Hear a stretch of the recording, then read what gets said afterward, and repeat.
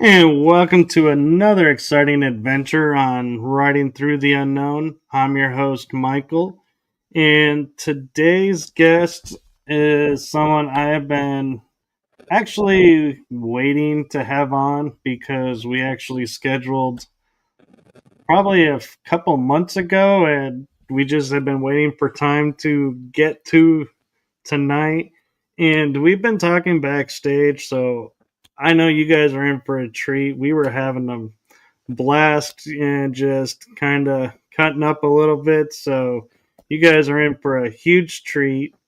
And I am going to allow her to introduce herself because I just don't feel I can do justice to who she is and what she's gone through. So I am going to hand it over to the one, the only, experience extraordinaire, Rowan Bo. Thanks, Michael. Thanks for having me on your show.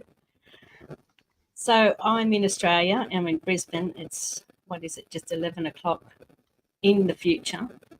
We were going to say that, hey. So I'm on Thursday morning here, 11 a.m. So coming in from Australia. Yes, and thank you for coming on. And we actually have Polly from, I believe, if I'm not mistaken, is in Jerusalem or is around Jerusalem. So, hey, Polly, thanks for coming in. And Hopefully. also, Christina DeBoy. So, thank you guys for coming in. And yeah, this is what we love about the internet. And, Rowan and I were talking about before we came online with the live with you all that we are the generation where if we saw anything or experienced anything, we had no one to talk to about it.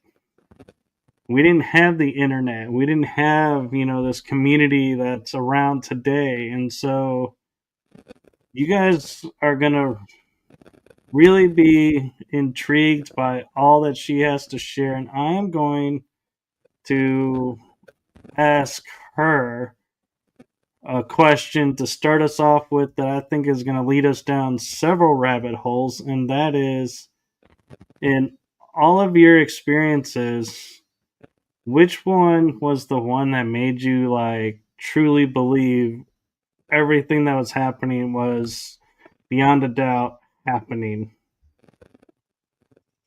I don't think I ever doubted that it was happening to me. When I was 8 years old, I was having beings come into my room, short, dark, hooded beings, and I was awake. So all my experiences I've actually been awake for. I haven't sort of been, it's my memories of me being awake when I saw all these beings. So I've seen 3 different species of beings. So I've had the short, dark, hooded ones when I was between 8 and 9, and then I had an experience where I was taken on board while I was awake again, and they were the tall blondes, and I was taken on board when I was 19, and I was asked to fly their craft. So I've had that experience where I've flown the craft. And then for about 20 years, from probably, I think I was 23 or 24, I had, or probably once a year, experiences with the Greys. So they would take me on board their black triangular spacecraft, and I would then have a kind of mind meld, for want of a better word, experience with the Grey Lady. I called her the Grey Lady. And she was able to project like love. I called it universal love. So that was pretty amazing as well. So I've actually, all my experiences are from my own memories. I don't have, haven't had hypnotherapy or anything. So yeah, when you say, which ones, well, they're all real, there's nothing that I haven't seen that hasn't made me think it's not real. I've had a couple of episodes where I've been overseas and I've had flying craft above my car or above me. So they've tracked me from all around the world as well. So I've been tracked over to England and tracked in Africa.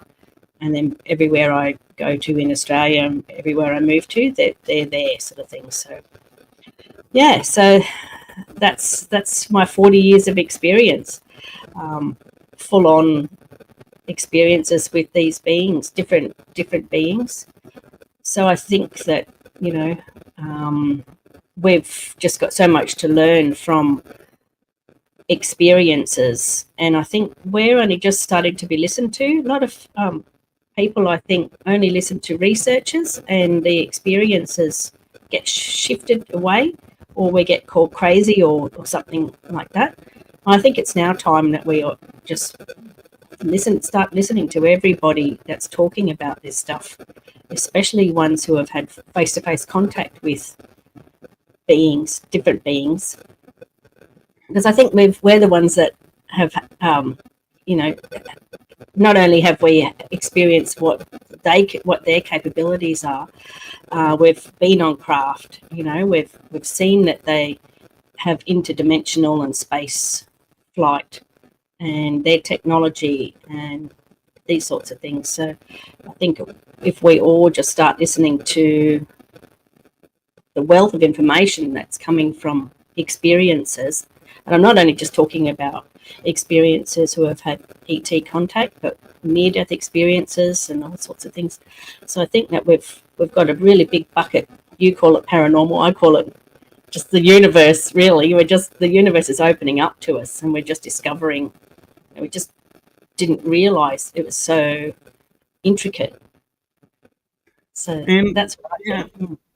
And what I love about your experiences and your story is you met little grays with hoods, and you were getting positive feelings from them, where we always hear of the negatives where they're like, oh yeah, they kidnapped me, they, you know, did this and they did that. And so I always like to say there's two sides to both experience, you know, and I find it really, you know, amazing and refreshing a little bit. And I don't mean refreshing like, you know, in a meaning, you know, oh yeah, you know, I'm glad it's all sun and rainbows and everything. I don't mean it like that. I just mean that you're showing another side to these beings, and so that it helps us to see that, yeah, we can't judge them all based on what one group does. Yeah, I think that's really what we need to start realizing too, is what are these beings' intentions. I feel like that there's two levels of intentions, shall we say. So I've identified, I think, positive intentions would be healing people, beings that are healing people or that are teaching them or helping them. Obviously, we can say, right, from their intentions now and what that demonstrated, we can see these are positive beings. But then there's the opposite, where I think you've got harming or lying or controlling behaviours, and they're the ones that we should identify that they're negative beings from their behaviours. So I think it's important for us to identify what their behaviours are, so then we can judge, are these good for us or bad for us? How are they?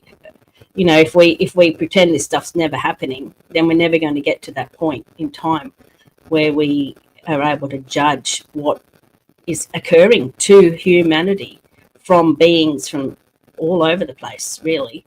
And I think if we also admit, I suppose, that it's not just one being, it's not just greys, and it's not them, you know, we need to, I think, identify all of the non-human intelligence that are interacting with us. And there's probably infinite non-human intelligences interacting with us. And that's why you have such a range of different experiences that people are recording and testifying, their testimonials.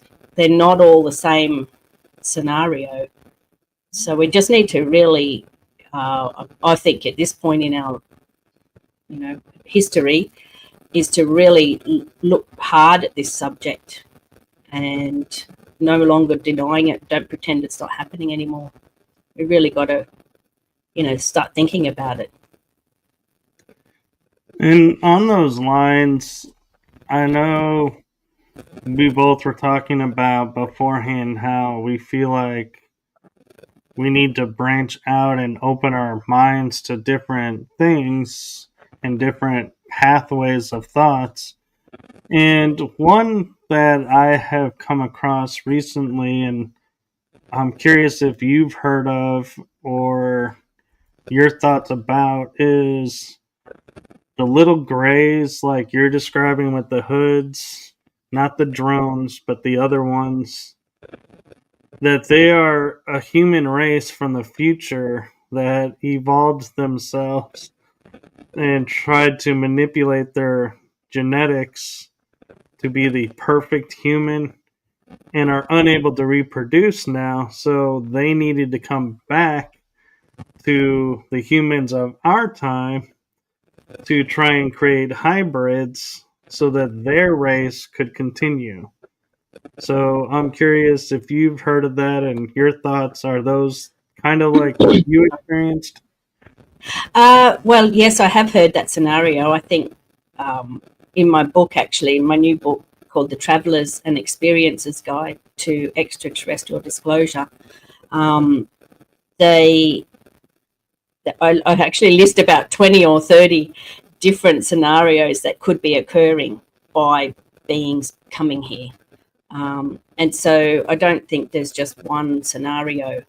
I think everything's quite legitimate that, so perhaps that is. So that these, I wouldn't call them greys. They're very big-headed, dark, like black skin.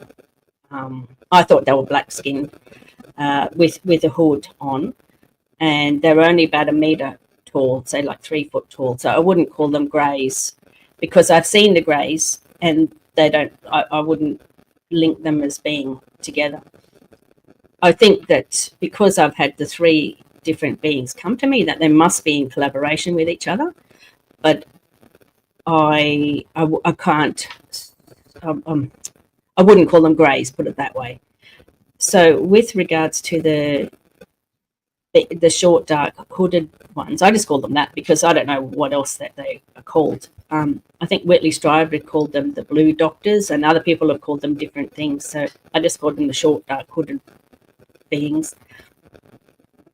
When I was doing my research, I actually found that there were 3, because there was three short, dark, hooded. They were like men. I always thought that they were men, so I always knew that they were beings. They weren't shadowy or anything like that. They were solid people, but they didn't really communicate. But what they did do was they took me out of my bedroom time and time and time again. So it wasn't just once, and they would demonstrate time. So by that, they would make time go really fast or time go really slow. So when I've been doing my research, there's these beings that are called hooded spirits, or genii cucullati in Latin. And they're actually apparently been carved on Hadrian's Wall from 2,000 years ago. So these beings might be time travelers. So you may be right in some respects that they're time traveling. But these beings have been carved all the way to Italy, all the way to Scotland 2,000 years ago. So they're, this is what I mean. Like, we just got to open our mind to what's really happening. So these, I believe, are time travelers. And the word, the travelers, which is what my book's called, when I was taken on board the Tall Blondes craft, I asked them where they were from. And they said, we're travelers. And I said, yeah, but what star system are you from? Thinking as if I would know where they're from anyway, or remember it. But they just said, again, we're travelers. So that's why I actually used the word the travelers. I've called my book The Travelers. So now I'm realizing that they might be space travelers. We've got astral traveling, we've got time traveling. So all these different beings, they're demonstrating different qualities that they can do. So I don't remember being taken on board a spacecraft with these three short, dark, hooded guys. I just remember getting taken outside, so it's almost like into another dimension or a time stream or something. That they were then able to demonstrate this fastening up of time or slowing down of time without using anything but their minds. So that's their skill set, I wonder. And so when they're all working in together, I know that they've been seen with the taller greys and like with by experiences, sorry. And so maybe they're the ones that are all working together to use their different skill sets or something. It's just some thoughts that I've got. Again, how do we know all these answers? We're just trying to guess and wing it and come together and discuss our answers and our thoughts.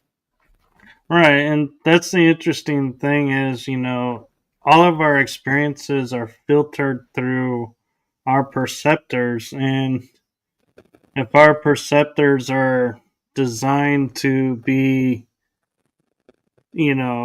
this is this, like saying the sky is blue all the time. Well, could be gray because of the clouds, but your mind just goes, nope, it's blue.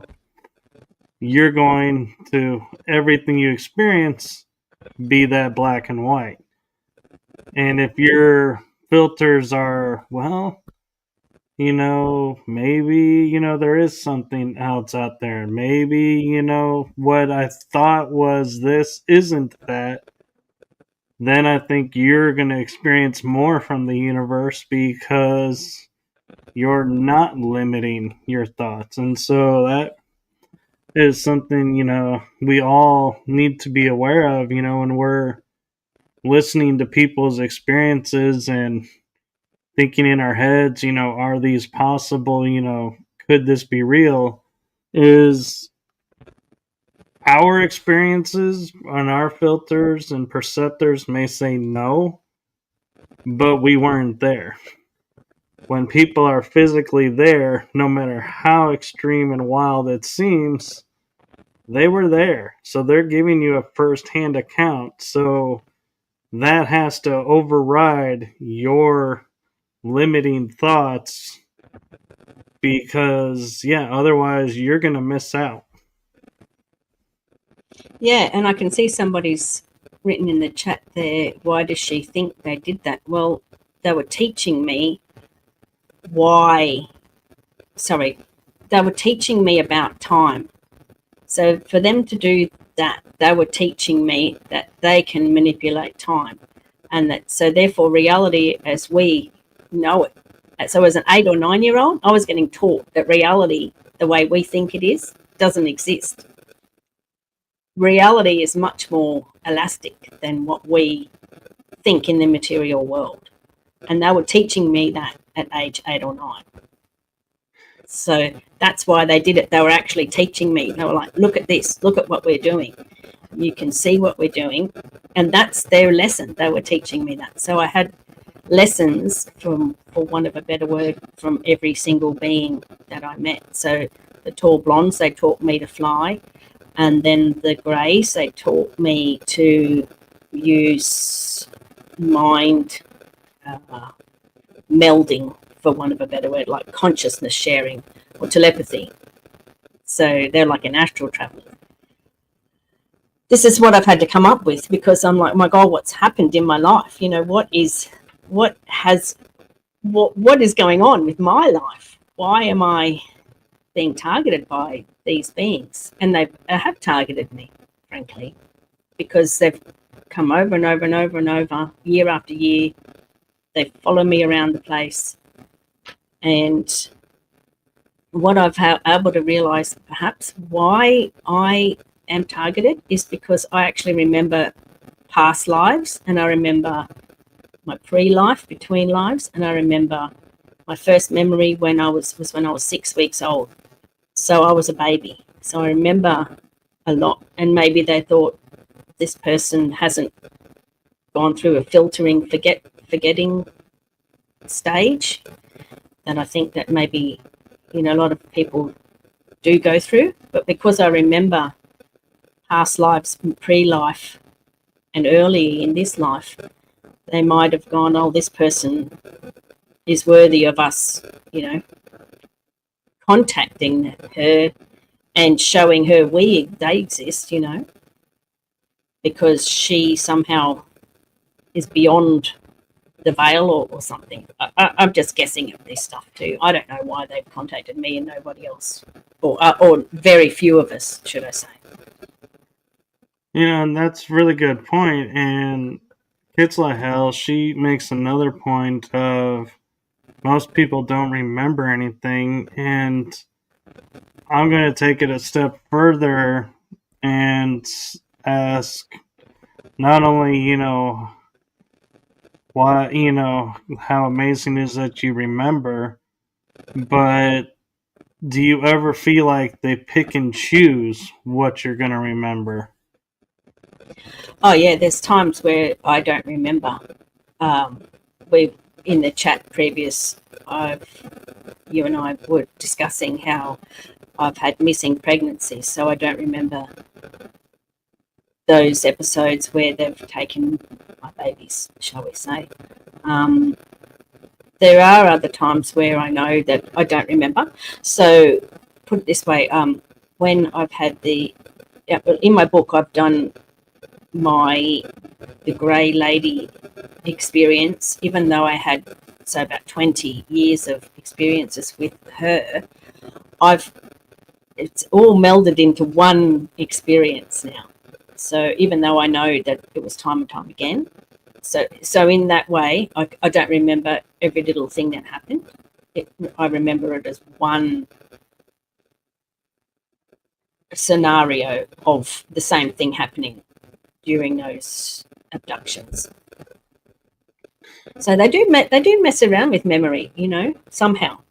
So I do know that they use, I'm just going to say, like an anesthetic if they're doing something to us. We don't remember when we go to an anesthetic.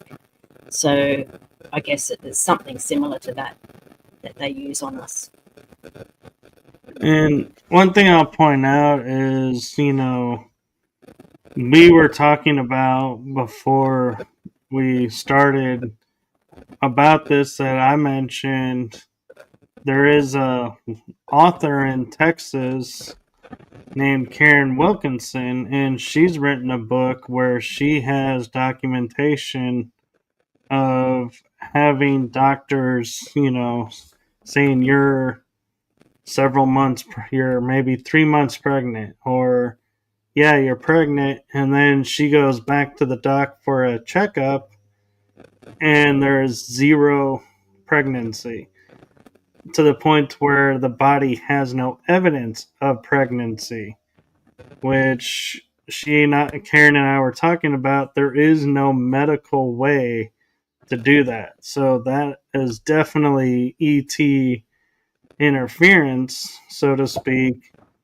And so I was saying to Rowan how, amazing it is to have two people with that story. And I don't mean it to sound amazing, like, that's so cool that that happened to you, because having a kid taken away is tragic and wrong, in my opinion.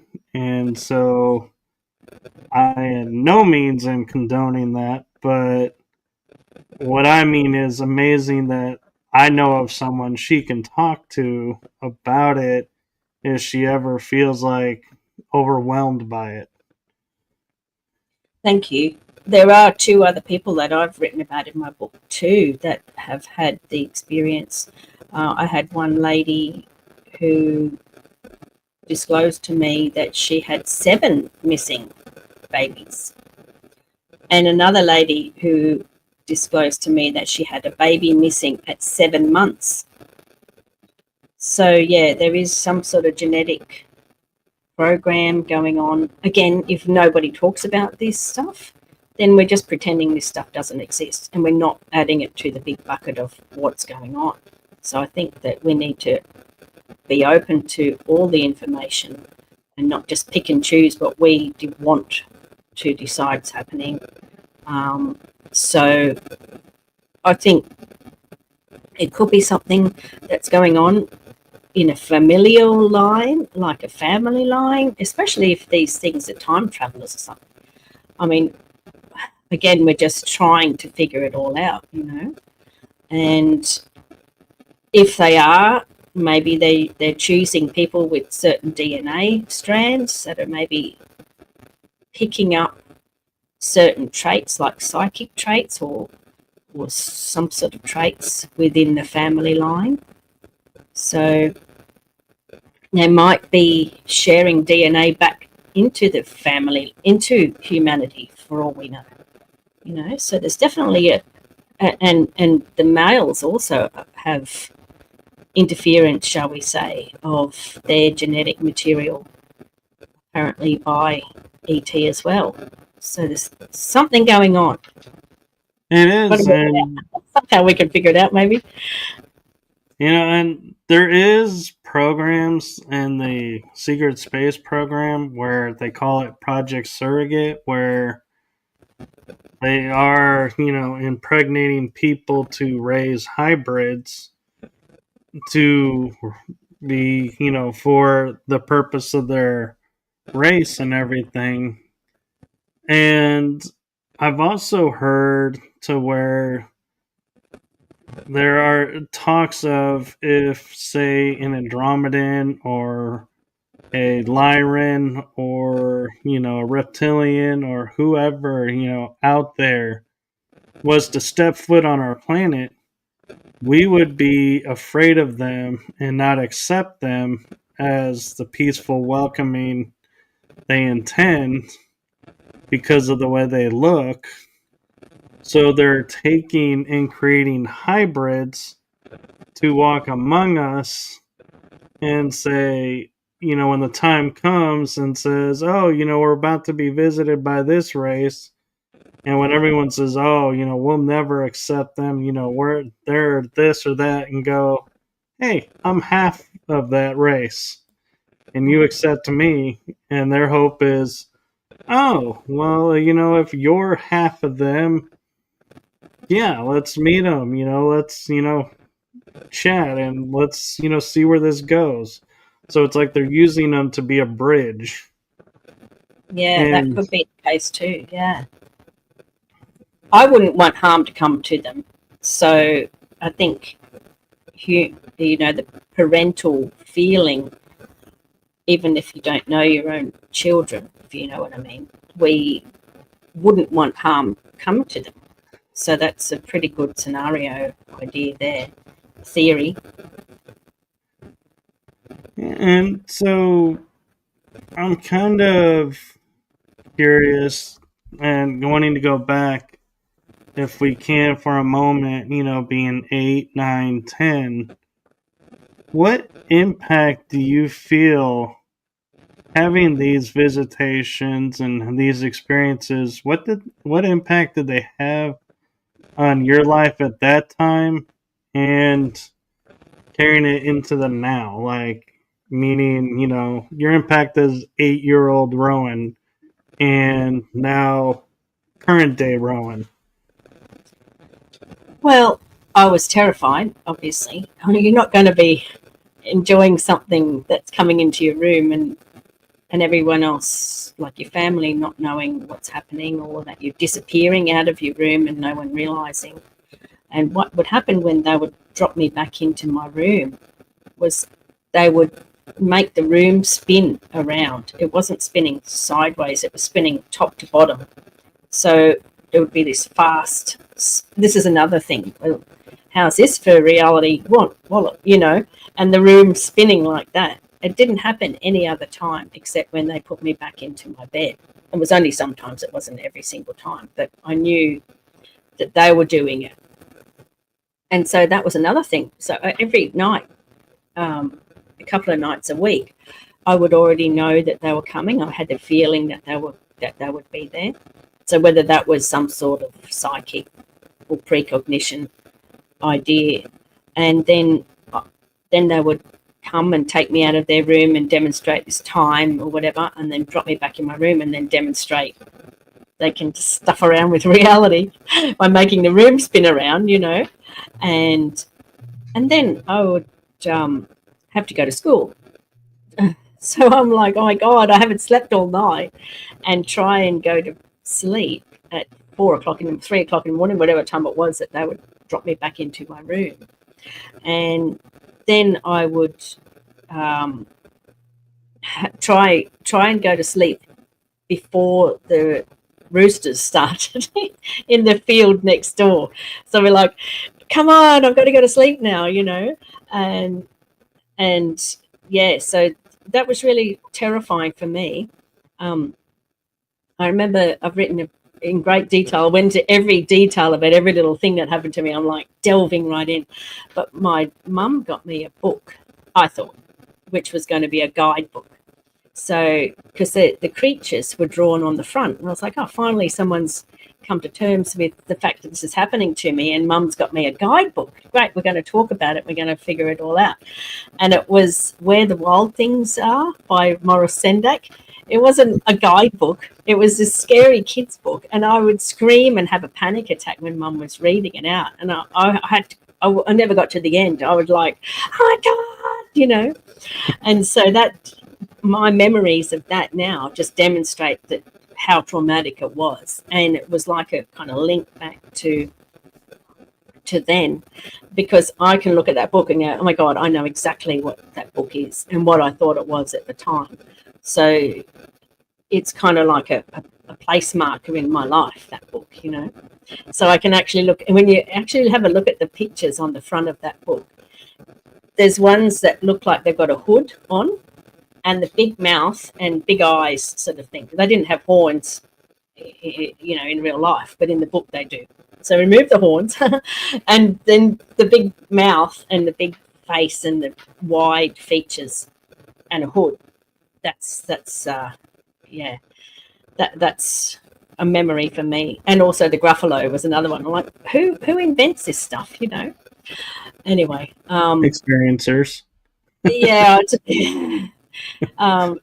So that's it, like I say, a place marker for me. It demonstrates that this stuff really happened in my world, and me trying it to call out for help, but no one understanding, and no one really, not only understanding, but you would never think that your child's going through any of that sort of stuff. Yeah. So what happened was, when I would sit in my sister's room and I would sleep in there when we had family over, I noticed that they wouldn't come to my bedroom then, because I was in my sister's bedroom. So I actually made my parents buy another bed for me to sleep in my sister's bedroom, and I never went back into my room, and that's how it stopped. I had to trick him, sort of. Hey, you gotta do what you gotta do. Yeah. So unfortunately these days, a few years ago when I was all this stuff was coming out, and I just was facing everything. I said to Mum, do you remember this and that? Do you remember anything? Mum was like, no. So, okay. So Mum didn't realise what was happening to me then either. Well, and also I think because it's not happening to them, that they have their own stuff they're dealing with, and so it's like, it's not that they forget and it wasn't important to them, it's like making ends meet, paying the bills, making sure there's food, kind of trumps, oh, you saw a little gray dude with a hood again, okay. Yeah, whatever, as if, yeah. So my sister, I was able to ask her a couple of years ago. I was like, "Do you remember me talking about this stuff?" And she was like, "Yeah." And I was like, "Oh, thank God!" So there's a link back there too. My sister remembers. So Yeah. you Very know, cool. and And there's actually Kitslael has another question for you, and then I want to go back into your childhood for one more experience that you mentioned. But first is she says, "Do you think they have the capacity to understand how traumatizing this all is to mother and or child?" Talking about the taking you yeah, for it's everything. impossible to know what they're thinking. You know, they've got a big agenda, obviously, or different varying agendas. And one of them could be teaching us, that the universe isn't what we think it is. And how else do you do that? But whip this person out of their bed, dump them in another dimension, show them time, you know, doesn't exist the way they think it does, dump them back in their room, make the room spin. There you go. There's your lesson done. So, you know, uh, I just, how would we know what their plan is if this plan goes for 2,000 years? If they're coming in and out of time, or that they're just taking babies here and there and dropping them back into another mother once the genetics are just so, it might be a really slow burning ongoing program of DNA enhancement.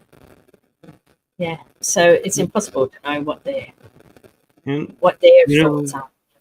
yeah, and it could be like, our parents when we were growing up is, they got up, they weren't hurt by whatever they were doing. So no harm, no foul. Whereas, they probably saw us do that and figured, oh, okay, if they're not worried about it, why should we be worried about it? Yeah, you just have to deal with it. You just have to get on with it. You have no other choice. You can't Yeah. not get on with it. Like for 40 years, I've had these things happening to me, and I've had to compartmentalize it because you can't talk to people about this stuff. Like you said earlier, we didn't have the capacity. There was no internet, there was no books, there were no support networks. And it's only the last 3 or 4 years that I've actually come out, so to speak. And so this stuff did happen to me. Yeah. And you lose friends, you lose relatives, people just can't cope with the idea of it. But we're having to cope with it because this is our reality. This is our actual reality. Yeah. They get to walk away from it. We don't. And before we go back, I want to ask one more question for the concept. And you talk about how you're taken from your bed and then you go and do all this stuff for what could be like minutes or hours, but then you're brought back as if no time has changed or moved. Do you think that's what the spinning of the room was? Is them resetting time to where it's like you never left and so nobody noticed you were missing because time was put back? I'd never thought about that. I just remember occasionally it would bleed through into, when sometimes you see people say it these days on the internet. They're like, everyone was walking really slow, or some people were just stopped. Have you seen that? And this is where I don't know whether it's ET doing that, or the interdimensionals, or wherever they're from, or if it's like a glitch in the matrix, or maybe they're just, yeah, we're just only learning now that there's dimensions, or that there is glitches in the matrix, or there's even a matrix, or that there's a program, or that there's reality that isn't just the material world. So Yeah, it's impossible to know. it is. And I have to say, of everything in our world that has opened our eyes, I have to say the Matrix movies think of them what you will, but look at how much those have impacted us to where now it's common in our language now even to say a glitch in the matrix. Yeah, Program is glitched and we're now experiencing this. All of that came from that movie series yeah, and brought it to our mainstream thinking. And so, as much as we want to say, there's no disclosure, that movie really tipped, I think, the scales to where disclosure started becoming more mainstream than continuing to be hidden away. yeah. I think disclosure is not as easy as saying these things exist because we're saying it. So is that disclosure? But I think there's just so much to the universe that we're only just discovering, including dimensions and um, time travel. I mean, we're talking about people who are bringing back information from when they're out of body or near-death experiences, or like I am by being on craft, for example, or other contactees. Or people who have gone missing and come back. There's just so much information that we need to add to this big bucket of what's going on. And so in my book, I've tried to identify what are dimensions. I mean, are they just like infrared or something outside of our visual spectrum? Or is it some sort of other reality? So I think that there's a lot of people that are talking about this stuff now. Well, 10 years ago, we didn't even think of dimensions, that there could be such a thing as dimensions. Now, we've got things coming in and out of cloaking or just appearing in our skies and disappearing again. Is that a dimension? Or, cryptids coming in and out of our reality or just disappearing again. So this is where I'm like, this whole thing is the universe just showing us how weird it really is, and that's what's mind-blowing. That's the most important mind-blowing thing is this: the universe is actually more weirder than we even realized. It is, and I know you mentioned an experience when you were younger, and I feel like if I didn't address it and get you to talk a little bit more about it, people would look at me like, "Man, you missed out on a golden opportunity." And that is when you said you flew a craft. And the first thought in my head when you said that was, one, did you crash? And two, where did you get to go? Yeah. So I'll tell you the whole scenario, and this blows my mind a little bit too still. So when I went outside, I was going to hang some washing out. It was 9 o'clock at night. So I'm outside hanging washing out, as you do. It's dark. And what I noticed was what I thought was a min light. So this is an Australian thing that Ross Courtside has talked about this just recently, and what we call a min light, which we would now call an orb. So this thing came down. I was only 19. So when was that? Like a long time ago, in the early 90s. And so this ball came down out of the sky. And I was like, oh, look at that min light, whatever that is. I hear people talking about it out in the outback, truckers, that these lights follow them or that they're kind of interacting with people. So, this is part of our legend in Australia. And so this min light came down, or an orb, and it was interacting with me. So it was about, say, 5 or 6 foot in front of my face, and it was coming backwards and forwards towards me. Then it hit me in the face, and then I was floating up. So I don't know what happened there. So, add that to the big bucket of what the... And so I was floating upwards, and when I looked up, I saw this rectangular craft. And, this is 1990, say 91. And I was like, oh my God, I'd had not apart from the little dark hooded guys, I hadn't ever thought that I would ever see a UFO, you know. And so I was going upwards, just levitating towards this rectangular craft. And on the underside, it actually had like red hot iron plasma elements, say. And so I'm going up and up and up. And then I hear this voice saying to me in my mind, don't look down, look up. Don't look down, look up. And I was obviously looked down. I was way above my house. And I could see, you know, what it felt like to be levitating towards this craft in the middle of the air. And I'm going, and then I went upwards through the elements inside, and I came up in on the flight deck. And it was a big open area. It's hard to explain. It's probably about the same size as a room. So I come up, and there's 4 tall blondes. So 2 tall males and 2 tall females. And I just stood there, and we were all looking at each other, and it just felt like a really weird moment. Like I looked like them and they looked like me. I had long blonde hair and I was slimmer then. And except they were really tall, and they had really ice blue eyes, whereas my eyes are green or hazel.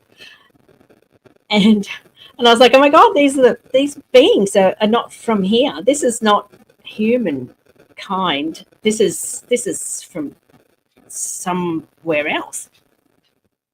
So I was like, oh my God, what do I say? I'm the first human these people have ever seen. So what blurted out of my mouth was, welcome to planet Earth. And I'm like, what a fucking idiot. Oh God.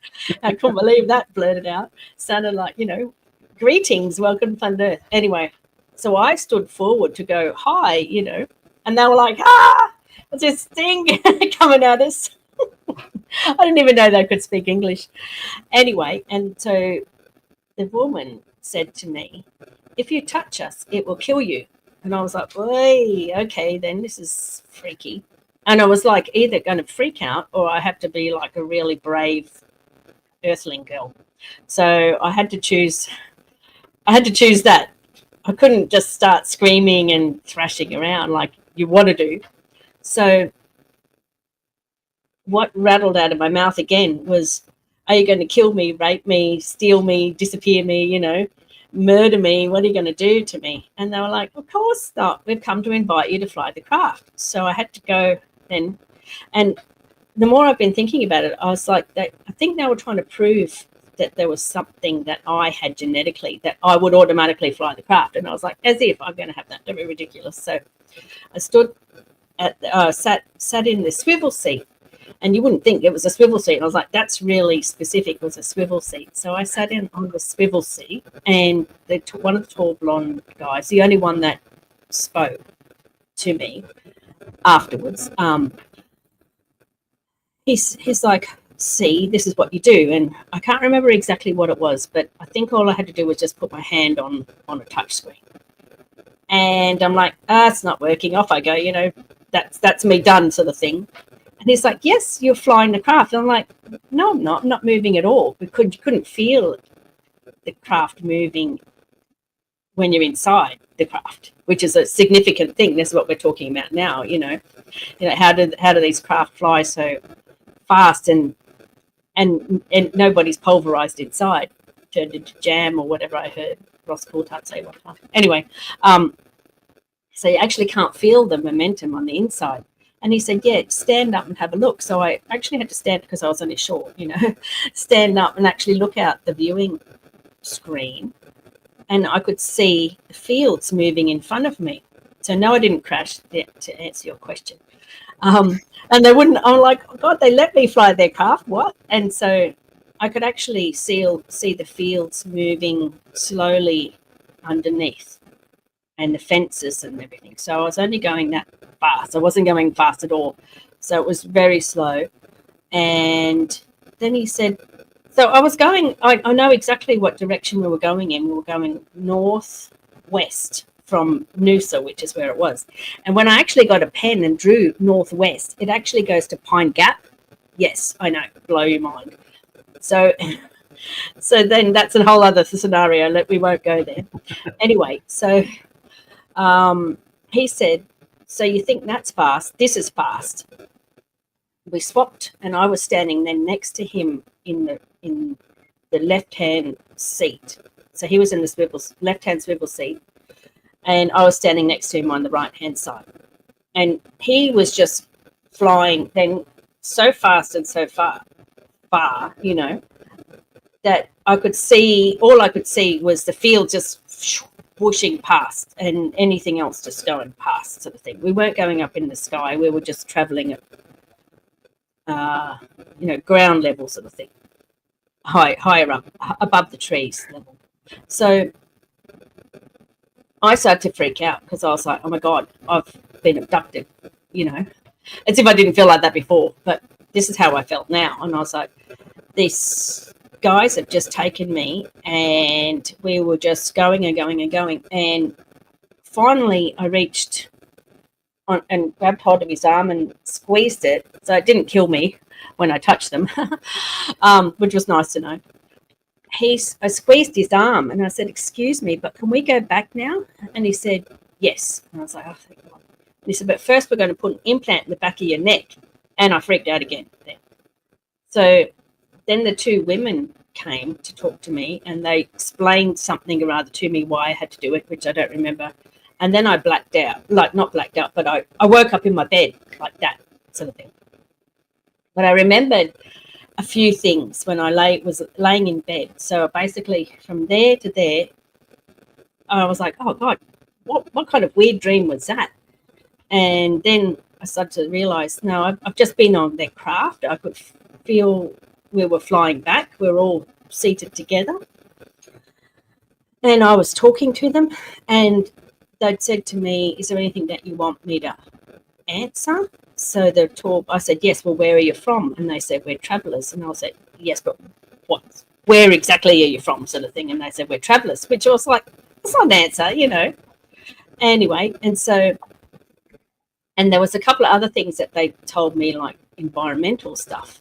So I was laying in bed going, I remember all this stuff that happened. And I thought, oh, God. And so I woke up, went upstairs, turned the radio on, and there was a UFO report by the announcer who was on the radio. And he said that he had seen, not the same sort of craft I'd seen, but a long green cylindrical craft, or maybe he'd seen two of them. And he'd seen them go over the ocean or into the ocean, these long green cylindrical craft. He was out fishing.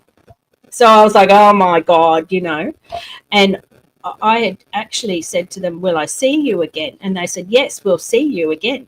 And that whole next day that I was at work, I was looking out for them. They told me they were coming in. Where are they? So you wouldn't do that if it's a dream. I knew it wasn't a dream. This actually happened to me. And I woke up and I was like, oh my God. And I've got like a lump there. And I was like, God. So what happened then, a couple of years later, I was tracked over to England, and I saw these two green cylindrical craft in Africa at a week apart at two different parks in one in Zimbabwe and one in Africa. And they went straight overhead.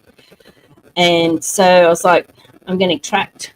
This was years apart sort of thing. So, yeah. How's that for blowing your mind? That's my full story. Unfortunately, that happened. It's weird, but yeah. It is incredible. And one thing that is, about your story that I kind of, in a strange way, can validate is I have memory of flying craft as well.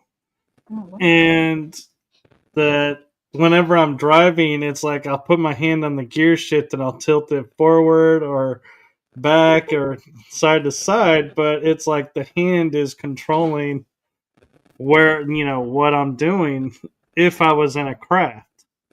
Wow. And so when you said you put your hand on the device and it started to go, I was like, yes, that's how the craft I was in operated as well. Your hand determined One is, if you'd go fast forward, slow back, if you were going to turn. And so that was cool when you said that. I was like, ooh, I wonder if we were on a similar type vessel. Well, the only one I've ever heard talk about is a rectangular craft. Sorry, is Charles Hall with the tall whites. So there's a lot of similarities. He's talked about the rectangular craft and also the swivel seats in the front and the tall whites. So they're the ones that I've seen. The only thing that I could see had a rectangular craft from my research anyway. Yeah, and we're getting close to the hour. And I know it's morning for you, getting close to lunchtime. Do you need to go, or do you have time for a couple more questions? Yeah, I've got time. I don't have any other plans today. Okay. Well, we won't keep you that long.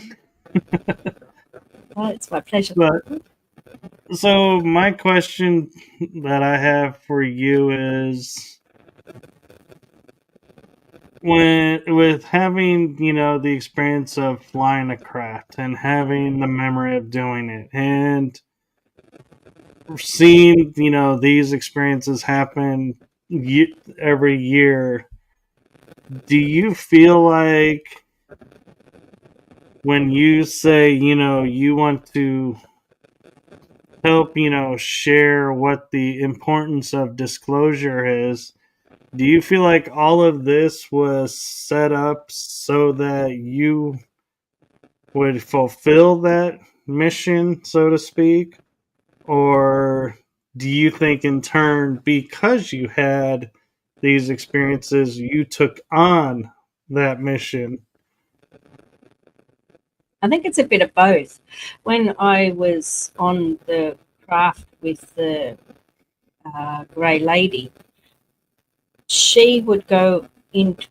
She would sit about probably a foot, 2 foot away from me, and just stare at me. But I could feel her coming towards me with this universal love. Is the only way that, so like, you can actually feel this love emanating from her as she came towards me, and she would sit in front of me, and we would like stare at each other's eyes and share this mind meld. And she would say to me, you're still afraid, you're still judging, you have this thought about me.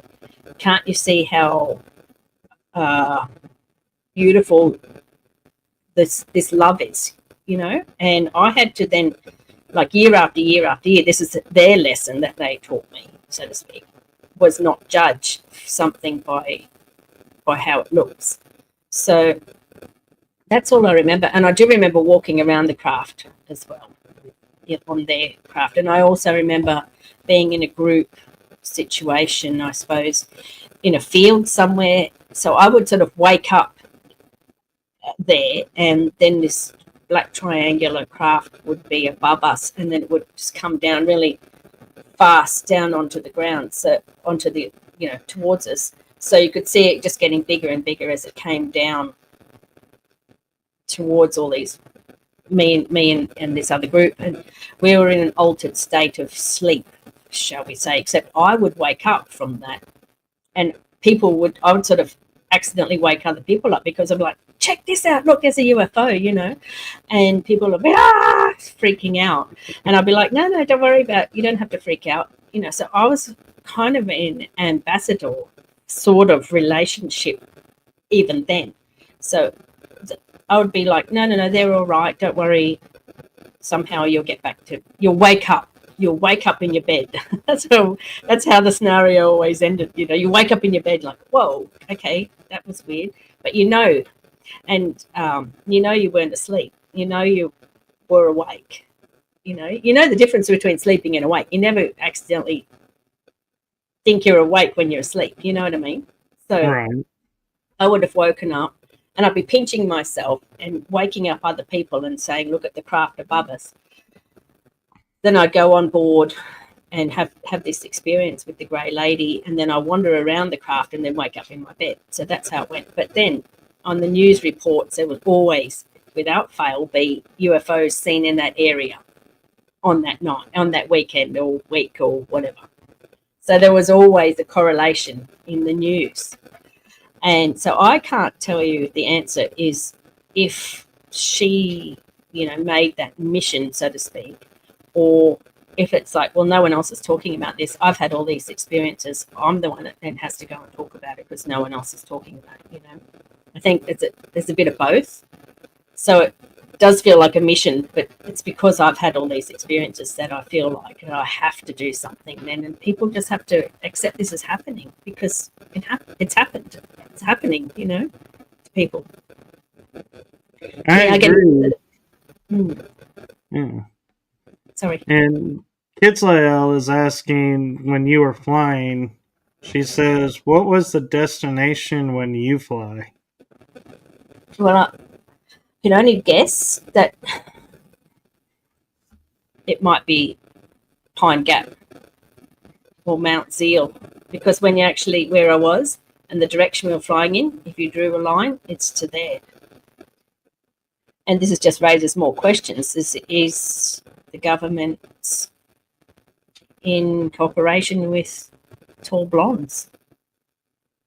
There's another one of these questions, another one of these scenarios. So do you think that the mountain, or is it Pine Gap is what you call it?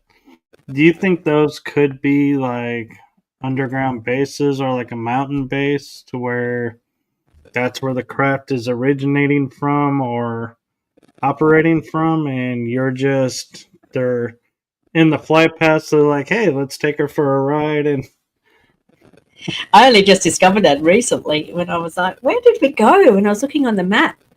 And I'm like, well, I know we went here and I know that there were farms, so I'm trying to find these landmarks from where I went from to, and I was like, oh yeah. And I was looking at UFO sightings as well in that area, and so there was one that some UFOs looked exactly like I had seen them in that area around the same time. So I can only guess at where we went to, but I do know we went in a northwestern direction. And I only flew the craft for 5 or 10 minutes. It wasn't a long time. So then I was just taken somewhere else. And then we came back.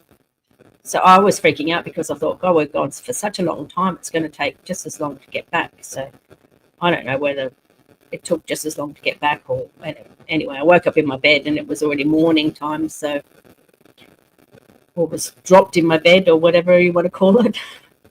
So, just guessing at where it was I flew to or got flown to. Do you think you ever went into space and left the atmosphere? Yeah, I remember the triangular craft. I remember being able to see out like a dome or something, or rather, there was a spot where you could stand and see where we were going. And there were nebulae and all sorts of space things that you could see where you were going to or out there or whatever. And what's interesting is I talked to another guy called Don Anderson. He actually said about this dome in the triangular black triangle spacecraft as well. And I said, what was he doing? And he said he was up there meditating, and it was like they dropped the windows or the effective windows, and he said that it was like he was out in space. And it was like a meditation. And I said, do you think it's like God, or, do you think it's material, this starry universe, I call it in my book? And he said, it's all the same thing. And it's true. The universe is this starry universe. And so that's actually what my memory is of pre-life, is in this starry universe. So, people with near-death experiences talk about this starry universe. So, the universe is alive, if you want to go that far, or conscious. I think it is. And yeah. It's interesting you talk about the pre-life because there's a joke in my family and between my parents and I that I would have memory of conversations that took place, but the caveat is I wasn't born yet. And so, how did I have memories of conversations before I was born? And so I would jokingly say, "Oh, they say we pick our families, and who's going to help us fulfill our contracts." So I must have been floating by, and got interested in the conversation or whatever was going on, and just remembered and was like, "Yes, this is the family." And so we came up with the joke that whenever I would remember something that I couldn't possibly know, they were like, the joke became, "Oh, you were floating by, were you?" Yeah, that's the whole point, isn't it? That we're just discovering our remarkable capabilities. We've obviously we're so much more than what we've been taught, humans, humankind. I think I've said in my book that it's like when you're in an altered state. So they obviously took me when I was in a slightly altered state, or, you hear people getting taken up when they're driving because they're in that like daydream state. So it's like we become like multidimensional. We must have like this, it's hard to explain, like an astral dimension to ourselves. We're more than just our bodies. So I think that we are going to be experiencing these multidimensional beings that are coming through, whether they're cryptids or elementals or ET or God knows whatever else, time travelers, more and more and more now, because we are actually becoming more aware of our surroundings in our multidimensional selves. And actually in my book, I've got a whole section of how we can learn more to be a bit more psychic, or to manifest, or to try to become precognitive and listen to our dreams and listen to our higher selves. So I've actually got exercises to show people and to grow those sort of spiritual or psychic abilities so that we can experience more and more and more. And I think people are already studying telepathy with the telepathy tapes, and we're already talking about quantum communication and things like that. So I think that we are just going to be experiencing more and more and more the more we grow spiritually. I agree. And one question I have for you kind of is looking at it through the eyes of like earthbound beings. With all the races that everyone's talking about now being out there, like, the Lyrans, the Syrians, the Arcturians, Palladian, Andromedans, you name it, there's probably representatives around here. But is there, with your experience of knowing, you can go into these crafts and have met 3 already, is there like any like star races that you've come across in your research and you're like, "Oh man, can you guys come and pick me up and can we go for a ride?" I don't know. It's already been freaky enough as it is, let alone inviting more things in. But that's why I asked them, well, where are you guys from? That's why I called my book The Travelers, because maybe they're just out there traveling through the dimensions. Maybe it's a bit like Star Trek. Who knows? Well, and another thought I was thinking about as you were talking about the travelers and not declaring a home, is there's a lot of wars that have happened out in the stars and worlds have been destroyed. And so it's possible that they don't have a home anymore. And so they're the last ones on their ship traveling around. And so that's why when you say, "Where's your home?" they're like, We're travelers. We don't have a Yeah. home. It took me many decades to figure that out too. Like, hang on, the travelers is such a specific term. It's not like they said we're just sightseers or that we're just scientists or anything. They said we're travelers.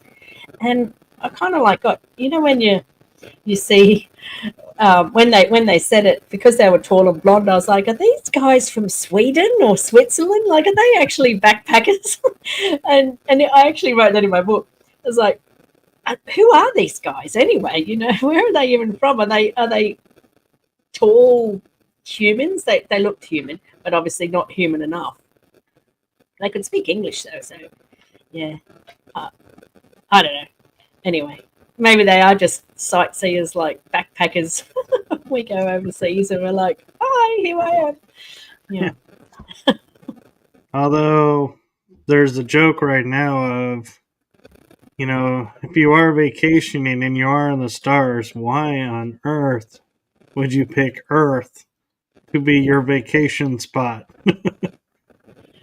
I think that so many come here though, because clearly must be thousands, if not hundreds, if not thousands of different sorts of species and things named by people. Hey, there's robots, and I mean, we're talking back about cryptids and ghosts, and I don't know, all of it's non-human intelligence. I name it. I kind of have a feeling, as much as like the world is, as we perceive it, that we are talking with more star beings or ETs or however you want to call them than we realize. And when we go to like locations and do paranormal investigations, I often will think to myself, how do I know that that's a human who was here before, or, some visitor from the land, that was earthbound? And I'm not talking from somebody who was spacebound and is here. And it's like, that's where it's like, I coined the term fringe paranormal, is because it's like I add that element of, are you from this planet? And everyone's like, what are you talking about? And I'm like, yeah, because it very well could be an alien that we're talking to, but we think it's a person from the past reliving their existence, or a parallel universe where we cross dimensions and they're in our world now and needs to go back to their world. And that's like levels that it's like, as investigating the unexplained and unknowable, it's like, if we're going to be honest, that, is something we need to add to it, because it is unexplained and unknowable. So every option is an option. Yeah. Like people are saying nowadays, the catch cry, all of the above. It is probably all of the above.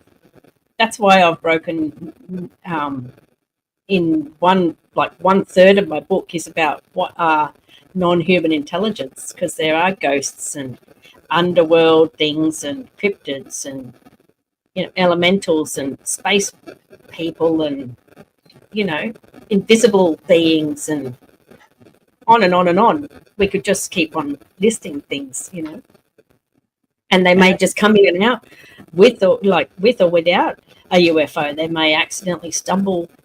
The veil might be,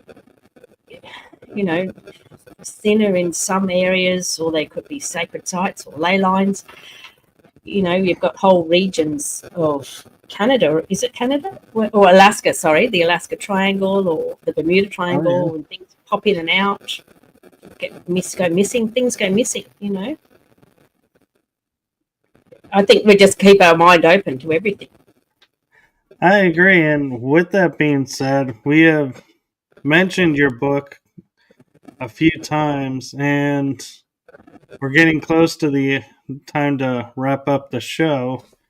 So I want to give you some time to, because you when we talked, you were like, you just published this book and just launched it. So I want to give you time to promote your book and talk about it, and try and get people's interest in it. Well, I've tried to. Thank you, by the way, and it's a real pleasure to talk to you on your show.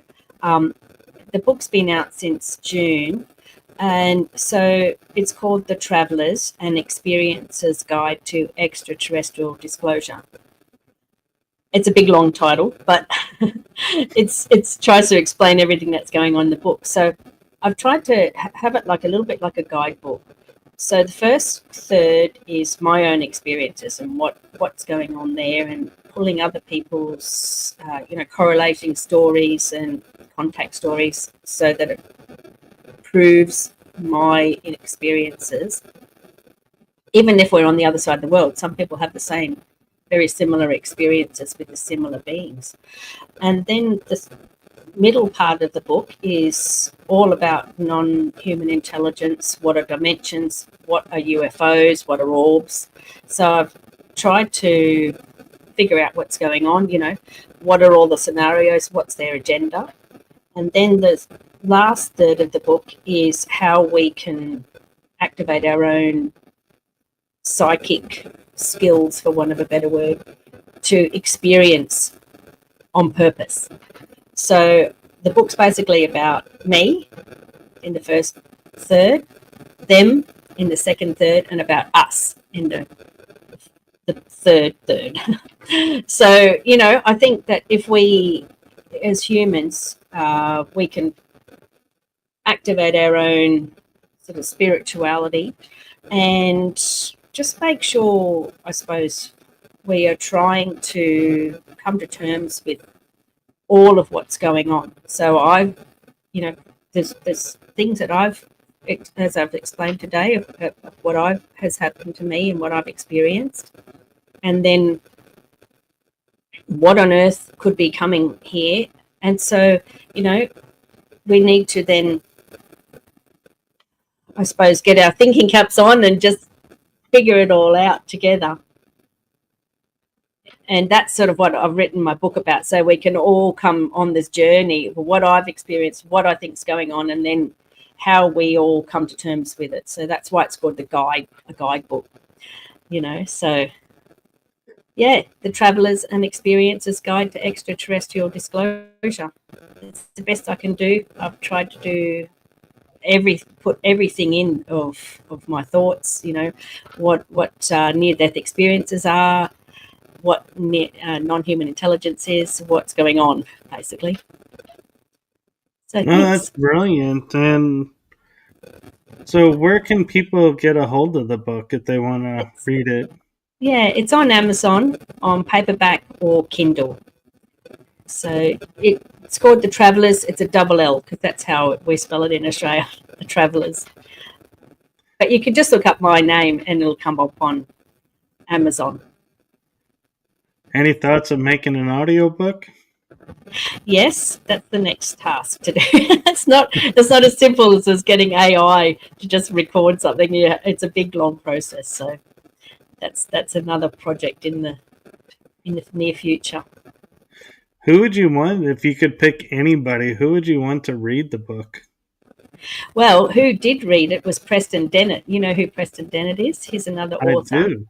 Yeah, he actually did my foreword. He was amazing. I'm on his show in a couple of weeks, actually. So they were very big help with me validating my story as well, because of Dolly Safran's. So we have a lot in common, Dolly and I. So it was really great to have his support, and he did my foreword. So yeah, I'm very lucky. Yes, Preston has been on a couple of my shows, and I think it was in the end of July. So that would be the end of last month. Dolly was on this series, and so yeah, it's like we were saying before we started how interesting it is how everybody knows a small community of people that are supporting and helping each other, and it's really wonderful to see. And yeah, you have the occasional drama, people come in, and but they tend to be like a couple of days worth and then they disappear, and the community stays together. So I think it's really cool how that's working, and I am grateful that you came on the show and agreed to come on, because I know being in Australia and I'm in Texas, it's not like we can meet up somewhere and chat and be like, yeah, I think we'll be a good fit, and I think we can get the message out really well. It was like blind faith. No, thank you so much for inviting me on your show, and it's been a pleasure to share my ideas and you share your ideas, and we all come together learning more from each other. Yes, and that's the important thing is, to be open. And I say a lot of times, I don't necessarily agree with or follow everything that every guest comes on with, but there are pieces that yes, I do, and others I don't. And instead of focusing on the stuff I don't and going, oh, I can't have this person on anymore because they think this, I in turn go, we have this to build on. So, maybe, keep building on this, and the stuff that we don't agree on, we may agree on later and find out one of us was right or we all were right. And that's the beauty of it is, you learn, and, you just, I always will say, take what resonates with you, and what doesn't, let it go. And if it resonates with you later, you can pick it up then. And if it never does, you're not carrying any extra weight. So what do you care? Yeah, that's right. And I think it's us all just, figuring it all out, coming to terms with there's so much more going on than just greys or one scenario. So, or that everything's evil or everything's good, So we can all just work it out together by having these discussions. Yeah, and hopefully, maybe, in the future, if, an ET comes around and says, hey, Rowan, we got a hot rod spacecraft up there, for you to fly, you're not going to go, oh, hell no. You'll I'll be be like, running out there. how fast does that thing really go? Let's find Here out. I come. Yeah, that's it. Well, let's hope that we've got an exciting future in front of us, and I think we do. I think we do too. And the beauty of it is, as much as we hope what's coming, is when we focus on a specific outcome that we want, the energy brings it to us. So it's out in the universe being created as we speak. And so the fact that we're speaking it now says, yeah, there's a energy and a tangent being formed out in the universe that this future that's coming is going to be great, because that's our intention in this moment. I agree. And so that's the beauty of,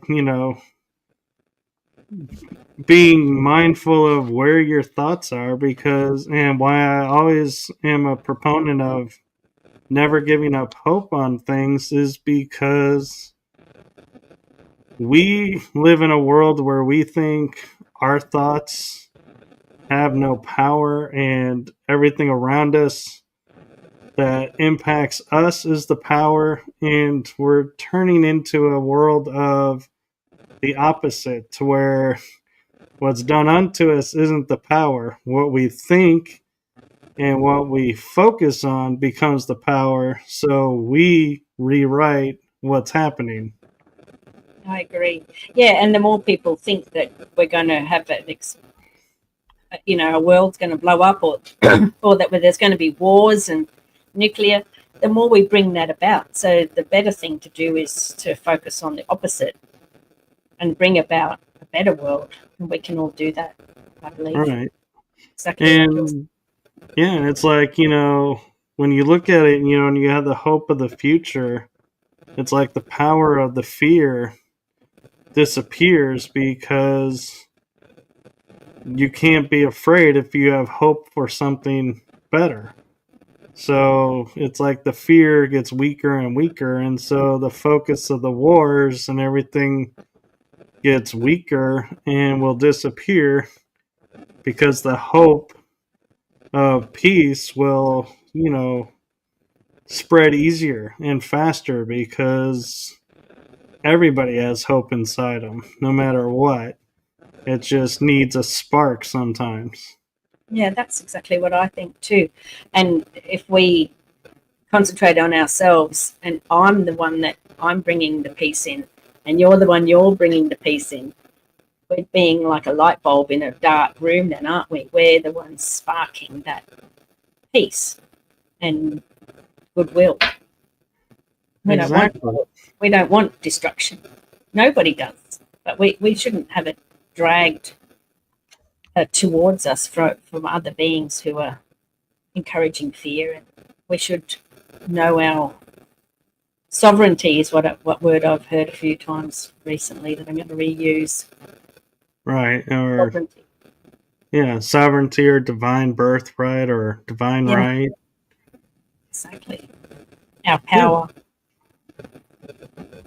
Well, thank you for coming on and sharing your experiences in your book and everything with us. And thank you to everyone in the chat room. And as much as we talked about, I feel like there's still more that we could talk about. So you never know. We may have Rowan back on the show. And so make sure you follow, like, and, subscribe however you're watching this. So if and when she does return, you'll be aware and you won't miss out on more adventures. Thanks so much for having me, everybody from Australia. Nice to see you over in Texas. Yes. And one last thing I would like to say to you, Rowan, is from my heart and my show to you, thank you for your service to humanity and all that you do. Vice versa. Thank you. Thank you. And have a wonderful rest of the day and week. And everybody have a wonderful night or day wherever you are in the world. And with that, we are going to say goodbye. Goodbye.